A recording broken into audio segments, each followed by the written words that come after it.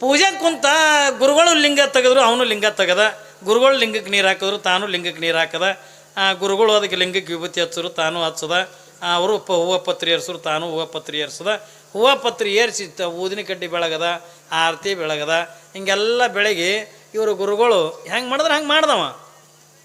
ಮಾಡ್ತಾರಿಲ್ರಿ. ನಮ್ಮಲ್ಲಿ ಒಂದು ಹುಡುಗ ತಂದು ಬಿಟ್ಟಿದ್ದು. ಯಪ್ಪ ಕೆಟ್ಟ ಉಡಾಳದೆ ಅಪ್ಪ, ಏನ್ರಿ ಕೆಟ್ಟ ಔಚಾರ್ಯ ಅದ, ಕೆಟ್ಟ ಓಡಾಳದ, ಸಾಕಾಗದ. ಇದಕ್ಕೆ ಏನ್ರಿ ನಿಮ್ಮ ಬಲ್ಲಿ ಇಟ್ಕೊಂಡು ಅಂದರೆ ಪೂಜೆ ಪುನಸ್ಕಾರ ಕಲಿಸ್ರಿ ತಂದು ಬಿಟ್ಟು ನಾನು ಬಲ್ಲಿ. ಮತ್ತು ಅವು ಬರವೇ ಅಂಥವೇ ಬರ್ತಾವೆ ಮಠಗಳಿಗೆ. ಏನ್ರಿ ಮನೆಗೆ ವಾಜ್ಯ ಆಗಿದ್ದು ಪಾಪ ಅದಕ್ಕೆ ತಂದೆ ಅಂದ ನಮ್ಮ ಬಲ್ಲಿ ಬಿಟ್ಟು ಕೂಡಲೇ ಆಯ್ತು ಬಿಡವ, ಇದಕ್ಕೇನು ಪೂಜೆ ಗೀಜೆ ಕೆಲಸ ಅಂತ ತಗೊಂಡು ನಾವು ಇಟ್ಕೊಂಡೆವು. ಅವ್ನಿಗೆ ಮೊದಲೇ ಹೇಳ್ದೇವಿ, ನೋಡಲೇ ನಾವು ಪೂಜೆ ಕುಂತಾಗಿಂದ ಮೌನ ಇರ್ತೀವಿ ಏನ್ರಿ. ಈ ಮಂತ್ರನೂ ಕೂಡ ಅವ್ರ ಕಿವಿಯಾಗಿ ಬೀಳಬಾರ್ದತ್ತು, ಮಂತ್ರ ಮೈಲಿಗೆ ಹಾಕದಂತ. ಬ್ರಾಹ್ಮಣ ಧರ್ಮದೊಳಗೆ ಅವ್ರದ್ದು ಮಂತ್ರ ಇರ್ತದ, ನೀವು ಕೇಳಿರ್ತೀರಿ. ಇದೇ ಅನ್ನೋದು ನಿಮ್ಗೆ ನೆನಪಿಲ್ಲ ಅಟೆ. ಓಂ ಭೂರ್ಭುವ ಸ್ವಃ ತತ್ಸವಿತುರ್ವರೆಣ್ಣ ನೀವು ಕೇಳಿರ್ತಿರಲ್ಲ, ಕ್ಯಾಸೆಟ್ಟಾಗದೆಲ್ಲ ಕೇಳಿರ್ತಿರಲ್ಲ, ಅದೇ ಮಂತ್ರ. ಅವರು ಹೆಣ್ಮಕ್ಳಿಗೆ ಕಿವಿಯಾಗಿ ಬಿದ್ದನದ ಮಂತ್ರದ ಮೈಲಿಗೆ ಹಾಕದಂತಾರೆ. ಹೆಣ್ಮಕ್ಳಿಗಂದ ಮುಂಜಿ ಮಾಡಂಗಿಲ್ಲ, ಹೆಣ್ಣು ಮಕ್ಕಳಿಗಂದ ಮಂತ್ರ ಉಪದೇಶ ಮಾಡಂಗಿಲ್ಲ. ಹೆಣ್ಣು ಮಕ್ಕಳಂದ ಯಾವುದೇ ಅಂದ ಈ ಮಂತ್ರ ಪಠಣ ವೈದಿಕ ಇವು ಯಾವ ಕೂಡ ಮಾಡುವಂಗಿಲ್ಲ.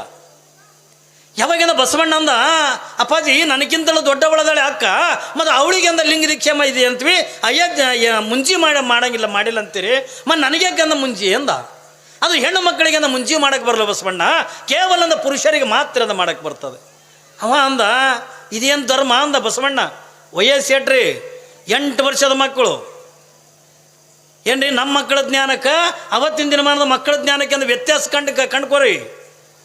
ಇವತ್ತಿನ ಮಕ್ಕಳಿಗೆ ಅಂದ ಗುರು ಗೊತ್ತಿಲ್ಲ, ದೇವ್ರಿಗೆ ಗೊತ್ತಿಲ್ಲ, ಧರ್ಮ ಗೊತ್ತಿಲ್ಲ, ಯಾವುದು ಕೂಡ ಗೊತ್ತಿಲ್ಲ. ಇನ್ನು 10 ವರ್ಷ ಆಗಿರಂಗಿಲ್ಲ, ಆಗಲೇ ಸೊಂಡೆಗಂದ ಗುಟ್ಕಾ ಚೀಟ್ ಹಿಡ್ಕೊಂಡಂದ ತಿರುಗ್ಲಕತ್ತಾರಲ್ರಿ. ಅವತ್ತಿನ ದಿನಮಾನದಾಗ ನಾವು ಸಣ್ಣವರಿದ್ದಾಗ 5 ಪೈಸೆ ಕೊಟ್ಟರೆ ದೊಡ್ಡ ಖುಷಿ ನಮಗೆ. 5 ಪೈಸೆ, ಅದು 5 ಪಾಪಡಿ ಬರ್ತಿದ್ದು. 5 ಬಟ್ಟೆಗೆ ಒಂದು ಹಾಕೊಂಡು ತಿನ್ಕೋ ತಿರುಗಾಡ್ತೀವಿ. ದೊಡ್ಡ ಡಿಮಾಂಡ್ ನಮ್ಗೆ. 5 ಪೈಸೆ ಕೊಟ್ಟರೆ 5 ಪಾಪಡಿ ಬಟ್ಟೆಗೆ ಹಾಕೊಂಡು ತಿರುಗಾಡಕತ್ರ ದೊಡ್ಡ ಡಿಮಾಂಡ್. ಅದ್ರಾಗ ಗೆಳೆಯರು ನನಗೊಂದು ಕೊಡು ಅಂತಿದ್ದು.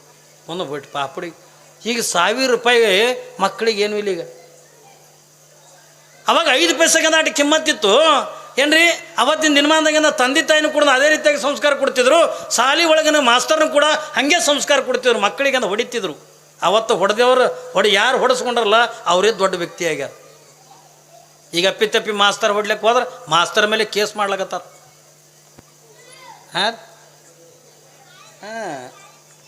ಕೇಸ್ ಮಾಡಕತ್ತಾರ. ಅವತ್ತಿನ ಜ್ಞಾನಿಯಲ್ಲಿ ಇವತ್ತಿನ ಜ್ಞಾನಿಯಲ್ಲಿ.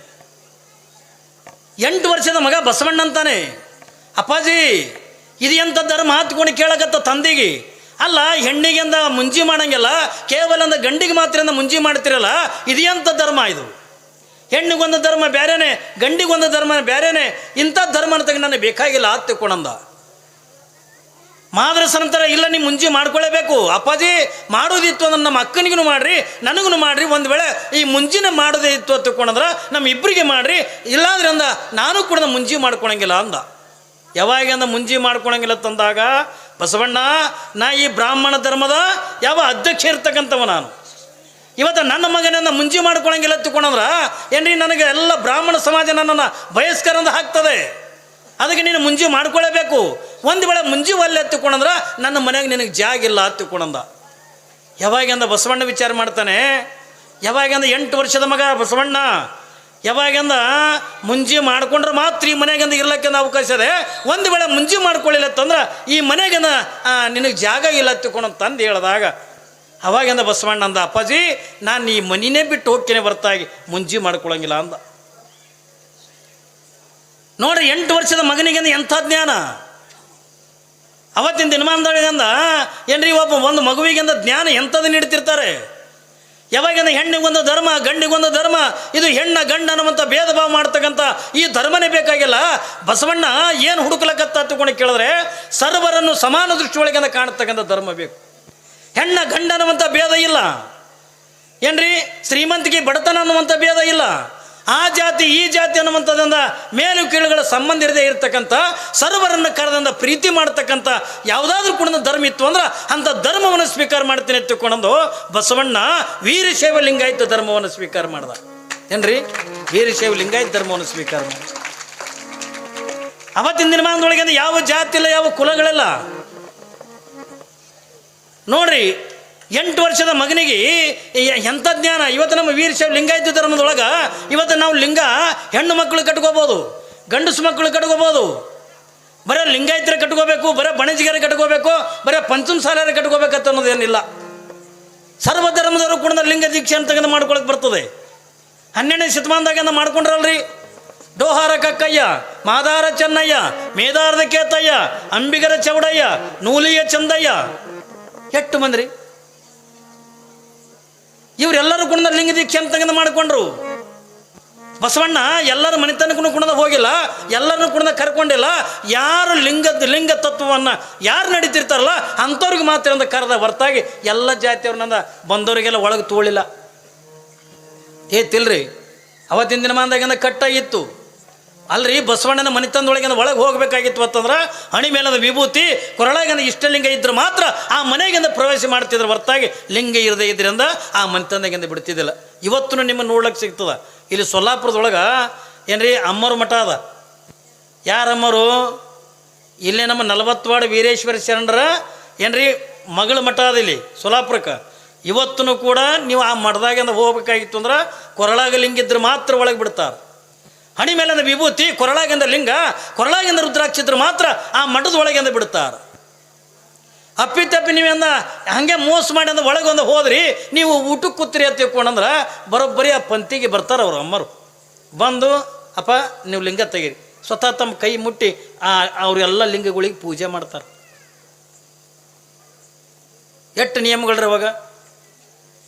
ಈ ಮಠ ಮಾನ್ಯ ಶರಣರ ಸಂತರ ಮನೆಗಳಿಗೆ ಎಲ್ಲರೂ ಕೂಡ ಯಾರು ಬೇಕಾದರೂ ಸಿಕ್ಕವರಿಂದ ಹೋಗೋದಿಲ್ಲ. ಬಸವಣ್ಣ ಕೂಡ ಸಿಕ್ಕವರಿಗೆ ಕೂಡ ಒಳಗೆ ತೊಗೊಂಡಿಲ್ಲ.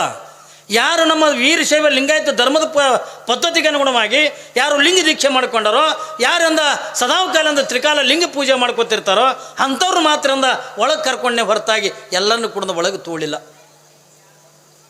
ಇದು ನಮ್ಮ ಧರ್ಮದಿಂದ ಸಿಂಬಲ್ ಇದೆ ಏನ್ರಿ. ಆಯಾ ಧರ್ಮಕ್ಕೆ ಒಂದೊಂದು ಸಿಂಬಾಲ್ಗಳದಾವಲ್ಲ, ಹಾಗೆ ನಾವು ವೀರಶೈವ ಲಿಂಗಾಯತರನ್ನು ಸಿಗಬೇಕಾಗಿತ್ತು ಅಂದ್ರೆ ನಮ್ಮ ಸಿಂಬಾಲ್ ಏನ್ರಿ ಎತ್ತುಕೊಂಡ ಕೇಳಿದ್ರೆ ಕೊರಳಾಗಿಂದ ಇಷ್ಟಲಿಂಗ ಇದ್ದರೇ ಅದು ನಾವು ವೀರಶೈವ ಲಿಂಗಾಯತರನ್ನು ಸಿಗುತ್ತೀವಿ ಹೊರತಾಗಿ ಇದ್ರ ವೀರಶೈವ ಲಿಂಗಾಯತರನ್ನು ಸಿಗೋಲ್ಲ. ಈಗ ಎಲ್ಲರೂ ಏನ್ರಿ ಆಗಿ ಸತ್ತಿತ್ತ ತಿಳ್ಕೊರಿ. ಹೇಗೆ ನೋಡ್ತಾರೆ, ದಾಡಿ ಗಿಡಿ ಇತ್ತು ಅಂತ ತಿಳ್ಕೊಂಡ್ರೆ ಓಹೋ ಇದು ಮುಸ್ಲಿಮ್ರದಂತ. ಹೌದಲ್ರಿ? ಜನಿವಾರ ನೋಡಿದ್ರಂದ್ರೆ ಇದು ಬ್ರಾಹ್ಮಣರದಾದ್ರಿ ಅಂತ ಅಂದ್ರೆ ಅವ್ರ ಧರ್ಮ ಪದ್ಧತಿಗಳನ್ನ ಮಣ್ಣು ಮಾಡ್ತಾರೆ. ಜನವರಿ ಇತ್ತಂದ್ರೆ ಅವ್ರ ಪದ್ಧತಿ ಪ್ರಕಾರ ಅವ್ರು ಮಣ್ಣು ಮಾಡ್ತಾರೆ. ದಾಡಿ ಇತ್ತು ಅಂತಕೊಂಡ್ರೆ ಅವ್ರ ಪದ್ಧತಿ ಪ್ರಕಾರ ಅವ್ರು ಮಣ್ಣು ಮಾಡ್ತಾರೆ. ಹೌದಲ್ರಿ? ಕೊಳ್ಳ ಪ್ಲಸ್ ಏನಿತ್ತಂದ್ರೆ ಕ್ರಿಶ್ಚನ್ ಅವ್ರದ್ದು ಪದ್ಧತಿ ಅವ್ರು ಮಾಡ್ತಾರೆ. ಕೊಳ್ಳಾಗ ಲಿಂಗ ಇತ್ತಂದ್ರೆ ಏಪ್ಪು ನಮ್ಮ ಲಿಂಗಾಯತರದ್ರಿ ಅದು ಪೂಜೆ ಮಾಡ್ಕೊಳ್ಳಾರ್ದು ಇರಲಿ. ಕೊಳ್ಳಾಗ ಲಿಂಗ ಕಾಣತ್ತಂದ್ರೆ ಅಷ್ಟು ಗೌರವ. ಹೌದಲ್ಲಿ? ಲಿಂಗಾಯತರ ಮದನ ನಮ್ಮ ಧರ್ಮದ ಪದ್ಧತಿ ಪ್ರಕಾರವಾಗಿ ಅವನ ಅಂತ್ಯ ಸಂಸ್ಕಾರ ಮಾಡಬೇಕು ಅಂತಾರ. ಇದಕ್ಕೆ ದಾಡಿನೂ ಇಲ್ಲ, ಪ್ಲಸ್ ಚಿನ್ನೂ ಇಲ್ಲ, ಕೊಳ್ಳಾಗ ಲಿಂಗನೂ ಇಲ್ಲ. ಏನು ಯಾವ ಧರ್ಮ ಕಡೆ ಮಾಡ್ಬೇಕು ಏನ್ರಿ? ಯಾವ್ದಕ್ಕೆ ಮಾಡ್ಬೇಕ್ರಿ? ಅದಕ್ಕೇನು ಯಾವ ಧರ್ಮ ಗೊತ್ತಿಲ್ಲ, ಏನು ಗೊತ್ತಿಲ್ಲ, ಎಳದ ಬಗೆರ ಕಡೆ ಘಟಕತ್ತಾರೆ ಪರಿಸ್ಥಿತಿ. ಅದಕ್ಕಾಗೇ ಶರಣರು ಏನು ಕೆಲಸ ಮಾಡ್ತಾರೆ ತಗೊಂಡು ಕೇಳಿದ್ರೆ ಇಲ್ಲಿ ಮಹಾದೇವ ಅಮ್ಮಗ ಹೆಂಗ ಏನ್ರಿ ಬಸವಣ್ಣ ಯಾವ ರೀತಿಯಿಂದ ತನ್ನ ಧರ್ಮವನ್ನೇ ತಿರಸ್ಕಾರ ಮಾಡಿ ನಮ್ಮ ವೀರಶೈವ ಲಿಂಗಾಯತ ಧರ್ಮಕ್ಕೆ ಬಂದು ಲಿಂಗ ದೀಕ್ಷೆ ಅಂತ ಮಾಡಿಕೊಂಡು ಏನ್ರಿ ಲಿಂಗವನ್ನು ಕಟ್ಟಿಕೊಂಡು ನಿತ್ಯ ಆರಾಧನೆ ಮಾಡುತ್ತಿದ್ದ. ಶತಮಾನ ಹಳ್ಳರಡು ಅವರು ಅವತ್ತಿನ ದಿನಮಾನದೊಳಗೆ ತನ್ನದೇ ಆಗಿರ್ತಕ್ಕಂಥ ಧರ್ಮ ಅಂತಕ್ಕಂಥ ತಿರಸ್ಕಾರ ಮಾಡಿ ಯಾವ ಧರ್ಮ ಶ್ರೇಷ್ಠ ಐತಿ, ಎಲ್ಲರನ್ನು ಕೂಡ ಪ್ರೀತಿಯಿಂದ ಕಾಣ್ತಕ್ಕಂಥ ಧರ್ಮ, ಎಲ್ಲರನ್ನೂ ಕೂಡ ಸಮಾನ ದೃಷ್ಟಿಯೊಳಗಿಂದ ಕಾಣ್ತಕ್ಕಂಥ ಧರ್ಮ ಈ ಭೂಮಿ ಮೇಲೆ ಯಾವ್ದೈತಿ ಅನ್ನೋದನ್ನು ಹುಡುಕ್ತಾ ಬಂದು ಕೊನೆಗಿಂದ ವೀರಶೈವ ಲಿಂಗಾಯತ ಧರ್ಮ ಅನ್ನತಕ್ಕಂಥದ್ದನ್ನು ಒಬ್ಬ ಗುರುವಿನಿಂದ ಲಿಂಗ ದೀಕ್ಷೆ ಅಂತಕ್ಕಂಥ ಮಾಡಿಕೊಂಡು ತನ್ನ ಬ್ರಾಹ್ಮಣ ಧರ್ಮದ ಏನ್ರಿ ತನ್ನ ಈ ಪೂರ್ವ ಜನ್ಮದ ಜನ್ಮ ತಾಳಿರ್ತಕ್ಕಂಥ ಮನೆತನವನ್ನೇ ತ್ಯಾಗ ಮಾಡಿ ಕೊನೆಗೆ ಏನು ಅಕ್ಕಾರ ಬಸವಣ್ಣವ್ರ ತಗೊಂಡು ಕೇಳಿದ್ರೆ ವೀರಶೈವ ಲಿಂಗಾಯತರಿಂದ ಹಾಕ್ತಾರೆ. ಈ ಎಲ್ಲ ವಿಚಾರಧಾರೆಗಳು ಅವತ್ತಿನ ದಿನಮಾನದೊಳಗ ಅಂದ ಎಲ್ಲ ಕಡೆನೂ ಕೂಡ ಗೊತ್ತಾಗಿತ್ತು. ಯಾವಾಗಿಂದ ಮಹಾದೇವಿಗಿಂದ 7-8 ವರ್ಷ ಆಗ್ಯಾವೆ. ತಂದೆಗೆ ಗೊತ್ತಿಲ್ಲ, ತಾಯಿಗೆ ಗೊತ್ತಿಲ್ಲ. ನಿತ್ಯನ ಕುಣಿದ ಗುರುವಿನಿಂದ ಮಠಕ್ಕಿಂದ ಹೋಗಬೇಕು. ಹೋಗಿಂದ ಬೇರೆ ಬಂದಿರ್ತಕ್ಕಂಥ ಜನರಿಗೆ ಗುರುಗಳಾಗಿರ್ತಕ್ಕಂಥ ಉಪದೇಶ ಮಾಡ್ತಕ್ಕಂಥದ್ದನ್ನು ಯಾವಾಗಿಂದ ಕೂತ್ಕೊಂಡು ಕೇಳಕ್ಕೆ, ಕೊನೆಗಿಂದ ಗುರುಗಳಾಗಿರ್ತಕ್ಕಂಥವ್ರಿಗೆ ತಂದೆ ತಾಯಿಯಿಂದ ಹೇಳ್ತಾರೆಪ್ಪ, ಇವಳಿಗೆ 8 ವರ್ಷ ಆಗ್ಯಾವೆ, ಇವಳಿಗೆ ಲಿಂಗ ದೀಕ್ಷೆ ಅಂತಕ್ಕಂಥ ಮಾಡಬೇಕು, ಇವಳ ಜನ್ಮ ಅಂತಕ್ಕಂಥ ಪಾವನಗೊಳಿಸ್ಬೇಕು. ಯಾವಾಗ ಈ ಮಾತುಗಳನ್ನು ಹೇಳಿದಾಗ ಗುರುಗಳಾಗಿರ್ತಕ್ಕಂಥ ಗುರುಲಿಂಗ ದೇವರು ಏನ್ರಿ ಅವಳಿಗೆ ಹಾಗೆ ಏನ್ರಿ ಬಂದು ಕೂಡ ಲಿಂಗ ದೀಕ್ಷೆ ಮಾಡಂಗಿಲ್ಲ, ಅವಳಿಗೆ ಉಪದೇಶ ಮಾಡ್ತಾರೆ. ಈಗ ತಾನೇ ನಾನು ನಿಮಗೆಂದ ಹೇಳಿದ್ನಲ್ಲ, ಲಿಂಗ ಅಂದ್ರೆ ಏನು ಏನ್ರಿ, ಹೆಂಗೆ ಲಿಂಗ ಅನ್ನುವಂಥ ವಿಚಾರಗಳನ್ನು ನಿನ್ನಿದಿಂದನೂ ಕೂಡ ಹೇಳಕತ್ತೀನಿ ನಾನು ನಿಮಗೆ. ಅಂಥ ಲಿಂಗ ಅಂತಕ್ಕಂಥ ಕೊಡಬೇಕಾಗಿತ್ತು ಅಂತಂದ್ರೆ ಆ ಲಿಂಗ ಯಾರು ಕೊಡಬೇಕು ಹೊತ್ತುಕೊಂಡೋದಕ್ಕೆ ಕೇಳಿದ್ರೆ, ಇಲ್ರಿ ನಮ್ಮೂರ ದೊಡ್ಡ ಶ್ರೀಮಂತದನ ಏನ್ರಿ ಅವನೇ ಕೊಡ್ತಾನೆ ಲಿಂಗ ಹತ್ತಿಕೊಂಡ್ರೆ ಕೊಡ್ಲಾಕ ಬರಲ್ಲ. ಯಾರಿಂದಲೂ ಕೂಡ ಈ ಲಿಂಗ ಅನ್ನತಕ್ಕಂಥದ್ದಾಗಲಿ, ಮಂತ್ರ ಉಪದೇಶ ಅಂತಕ್ಕಂಥದ್ದಾಗಲಿ ಎಲ್ಲರಿಂದಲೂ ಕೂಡ ಕೊಡೋಕೆ ಬರಂಗಿಲ್ಲ. ಅದು ಯಾರಿಂದ ಬರ್ತದ ಹತ್ತುಕೊಂಡೋದಕ್ಕೆ ಕೇಳಿದ್ರೆ ಒಬ್ಬ ಸದ್ಗುರುನಾಥನಿಂದಲೇ ನಾವು ಲಿಂಗ ದೀಕ್ಷೆ ಅಂತಕ್ಕಂಥ ಪಡ್ಕೋಬೇಕು. ಏನ್ರಿ ಒಬ್ಬ ಗುರುವಿನಿಂದಲೇ ಲಿಂಗ ದೀಕ್ಷೆ ಪಡ್ಕೋಬೇಕು. ಸ್ವತಃ ಬಸವಣ್ಣವರೇನೋ ಒಂದು ಮಾತು ಹೇಳ್ತಾರೆ, ಗುರು ಹಸ್ತದಿಂದ ಅಲ್ಲದ ಲಿಂಗವು ಧರೆಯ ಕಲ್ಲೆನಿಸಿತ್ತು.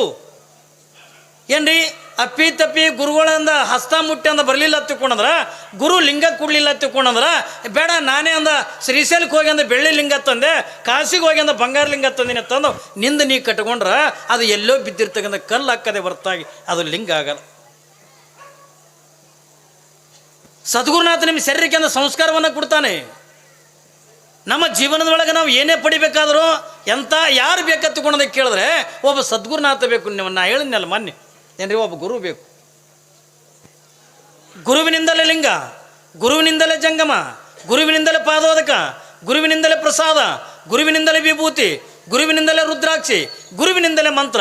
ಇವೆಲ್ಲ ಅಷ್ಟಾಭರಣಗಳಿಂದ ದೊರಿಬೇಕಾಗಿತ್ತು ಅಂತಂದ್ರೆ ಒಬ್ಬ ಗುರುವಿನಿಂದಲೇ ಸಿಗ್ತದೆ ಹೊರತಾಗಿ ಎಲ್ಲರಿಂದಲೂ ಕೂಡ ಸಿಗಾಕಂದ ಆಗಂಗಿಲ್ಲ. ಅದು ಎಂಥ ಗುರುನಾಥ ಬೇಕು? ಸದ್ಗುರುನಾಥ ತಗೊಂಡ್ರೆ ಸಮರ್ಥನಾಗಿರ್ತಕ್ಕಂಥ ಬೇಕು. ಸಮರ್ಥನಾಗಿರ್ತಕ್ಕಂಥ ಒಬ್ಬ ಜ್ಞಾನಿಯಾಗಿರಬೇಕು, ತಪಸ್ವಿ ಆಗಿರಬೇಕು.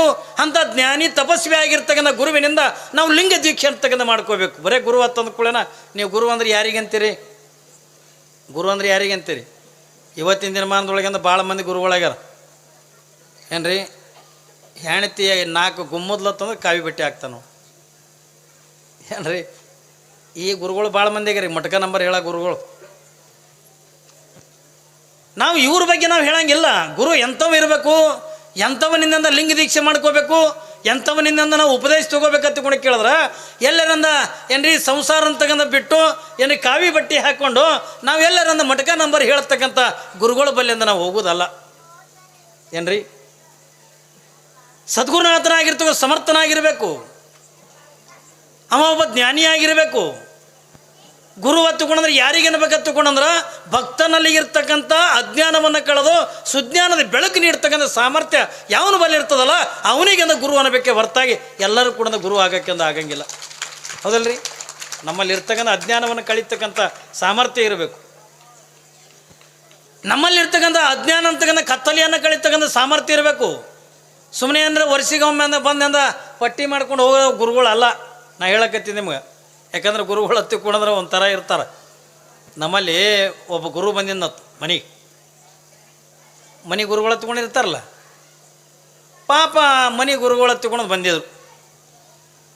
ಬಂದ ಕೂಡಲೇನ ಅವ ಶಿಶಿಮಗ ಅವ ಏನು ಮಾಡ್ದ, ಎಂದೂ ಇಲ್ಲಾರ ವರ್ಷಿಗೊಮ್ಮೆ ಗುರುಗಳು ಬಂದಾರ ಹತ್ತಿಕೊಂಡು ಪಾಪ ಮನ್ಯಾಗಿಂದ ಏನ್ರಿ ಒಂದು ಹೊಸ ಜಮ್ಕನಿತ್ತು, ಒಂದು ಹೊಸ ಕಂಬಳಿತ್ತು, ಚಂದಾಗಿಂದ ಪೂಜೆಕ್ಕಿಂದ ಹಾಸಿ ಅವಾಗೆಲ್ಲ ಕಾರ್ಗಿರಿ ಏನಿದ್ದಿಲ್ಲ, ಅವಾಗೆಲ್ಲ ಕಟ್ಲದ ಮೇಲೆ ಬರ್ತಿದ್ರು, ಎತ್ತ ಕುದುರೆ ಮೇಲೆ ಬರ್ತಿದ್ರು.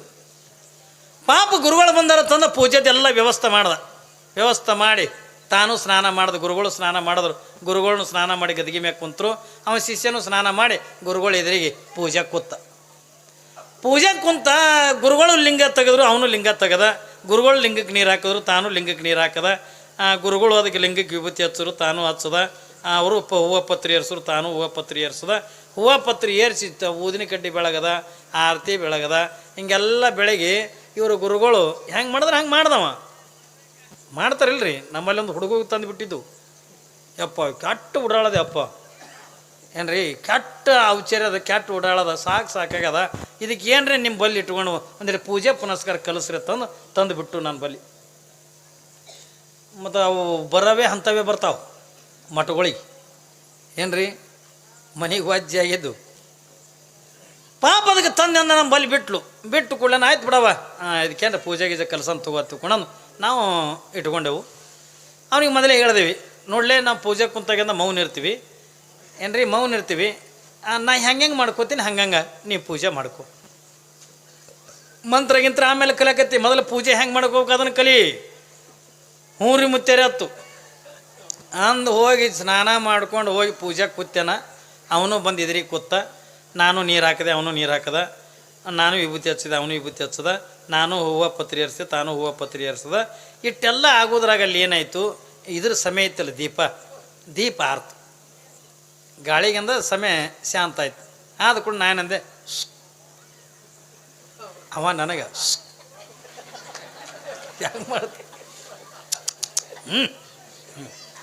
ದೀಪ ಹಚ್ಚತ್ ನಾ ಅನ್ನಕತ್ತೀನಿ, ಅವ ಇದ್ರೆ ನಾ ಅಂದೆ ಹತ್ನ, ಅವ ಇದ್ರೆ ಅವನು ಇದ್ರಿಗೆ ಒಂದು ಹೂವು ಇತ್ತು, ಮಾಡಿದೆ, ಹೂವು ತೊಗೊಂಡು ಅದಕ್ಕೆ ತಲೆಗೆ ಹೊಡೆದು ದೀಪ ಹಚ್ಚು ಅಂದೆ. ಅಂದು ಕೂಡ ನಾವು ಆ ಕಡೆ ನೋಡೋದು ಹೂವು ಇದ್ದಿದ್ದಿಲ್ಲ, ಇದ್ರಿಗೆ ಗಂಟಿತ್ತಲ್ಲ, ಗಂಟಿತ್ತು ಹಿಂಗೆ ಮಾಡೋದು. ಇಲ್ಲಿ ಹಡಿಮೆ ಕಚ್ಚೋದು ನೋಡ್ರಿ, ಅದು ಹೊಡೆದಿದ್ದೆ ಹೆಂಗೆ ಮಾಡ್ತೀವಿ. ಪೂಜೆ ಕಲಿಸೋದು ಭಾಳ ಹೈರಾಣ. ಪಾಪ ಇವಾಗ ಗುರುಗಳಿಂದ ಹೆಂಗೆ ಮಾಡ್ತಾನೆ, ಗದಿಗೆ ಮ್ಯಾಗ ಕುಂತಾರ ಗುರುಗಳು, ತಾನು ಅಂದ ಗದಿಗೆ ಎದುರಿಗೆ ಕುಂತಾನ, ಗುರುಗಳು ಹೆಂಗೆ ಮಾಡಿದ್ರೆ ಹಂಗೆ ತಾನು ಹಂಗೆ ಮಾಡ್ದ. ಗುರುಗಳು ನೋಡ್ರಿ, ಗುರುಗಳು ಮಂತ್ರ ಅನ್ನಬೇಕಿಲ್ಲ ಚಂದಾಗೆ, ಏನ್ರಿ ಸದ್ಯೋ ಜಾತಂ ಪ್ರಬದ್ಧಾಮಿ ಸದ್ಯೋ ಜಾತಾಯ ವೈ ನಮೋ ನಮ, ಹಿಂಗೆ ಮಂತ್ರ ಅನ್ನಬೇಕಿಲ್ಲ. ಗುರುಗಳು ಕೈಯಾಗ ಲಿಂಗ ಹಿಡ್ಕೊಂಡು ಇವ್ರ ಕಣ್ಣು ಕೂತದ ಜಮಖಾನಿ ಕಂಬಳಿ ಮೇಲೆ.